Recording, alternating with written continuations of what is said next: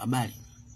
Leo tusome hadithi kutoka kitabu cha Musnad Imam Muhammad bin Hanbal volume ya 3 kilichotafsiriwa na Nasruddin al-Attab.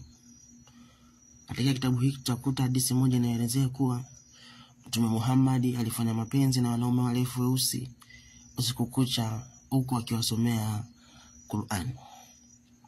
Kitabu ni Musnad Imam Muhammad bin Hanbal, hadithi ya 3788. Karibu. Hadithi inasema, imesimuliwa kutoka kwa Abdullah bin Mas'ud. Amri amesema, Abdullah alisema mjumbe wa Mwenyezi Mungu aliniomba niende pamoja naye, tukaenda mpaka pahali akanicholea mstari, akaniambia kaa ndani ya mstari na usitoke nje, ukitoka umepotea. Mtume akaenda umbali wa kutupa jiwe. Kulikuwa kuna watu weusi,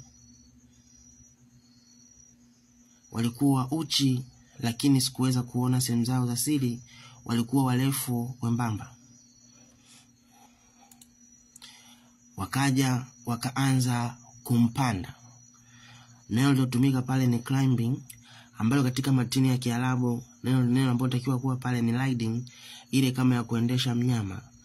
Maana ya hiyo ni kwamba sio kupanda mnyama, bali walifanya naye mapenzi kwa sababu walikuwa ni uchi, wakatumia neno kumpanda. Na Mtume akaanza kuwasomea Qur'ani. Wakaanza kunifuata, kunizunguka. Abema, niliogopa nikakaa chini. Niliogopa nikakaa chini.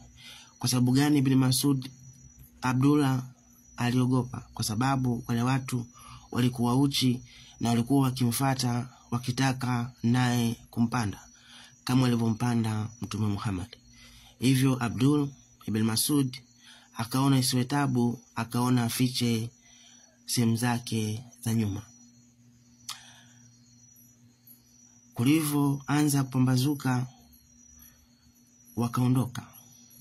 Mtume akaja amechoka kwa sababu walimpanda usiku.